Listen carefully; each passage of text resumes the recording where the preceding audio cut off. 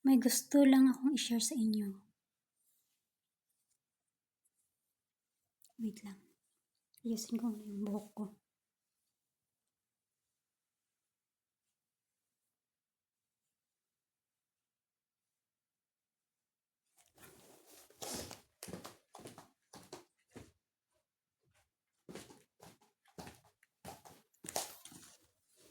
Sa mga hindi nakakalabas, tsaka sa mga nag-order na hindi naman effective sa mukha nila.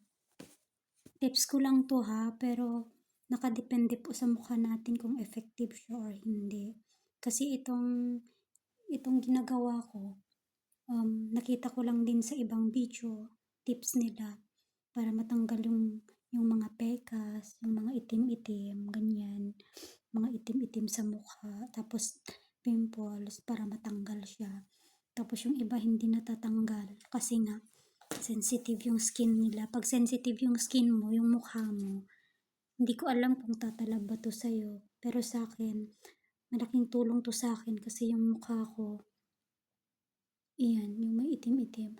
May pekas ako dito, pero unti-unti na siya nawawala. Dito na lang, oh, dito. Oh, see?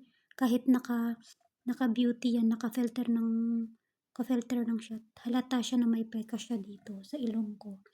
Makikita niyo yan. Ang tips ko sa inyo, ito. Wait lang.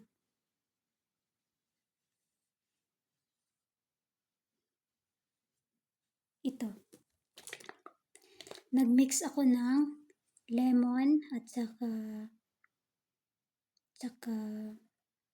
yun, olive oil.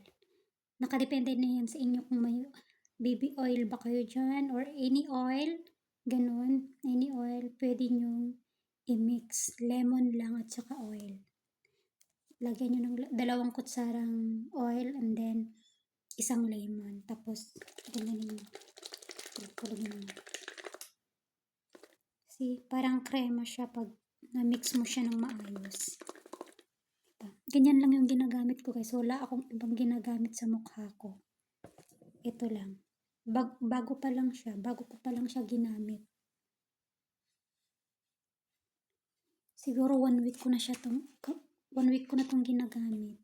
Oil at saka lemon. May cotton kayo. Lagyan nyo lang. Ganyan. Tapos, ipahid sa mukha.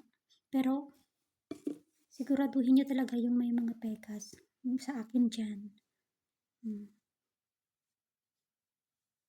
Yun lang. Wala talaga yung mga itim ng mukha nyo. Tsaka kung saang sulok man may maitim, lagyan nyo siya.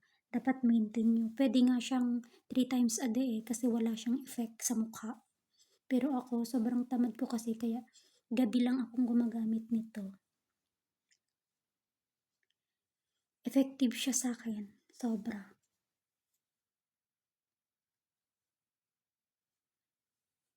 Try nyo guys, baka effective din sa inyo. Hindi ko alam kasi magkaiba naman tayo ng skin.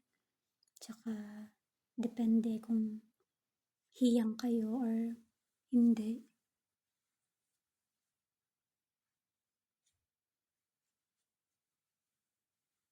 Sobrang ganda niya guys, as in. Mawala talaga yung itim ng pekas ng mukha nyo kapag maintain nyo siya. Pwede naman morning or gabi nyo gamitin. Pero ako hindi ako gumagamit ng maaga kasi work ko, diba? Makita na oily masyado yung mukha ko. Kaya gabi ko ginagamit.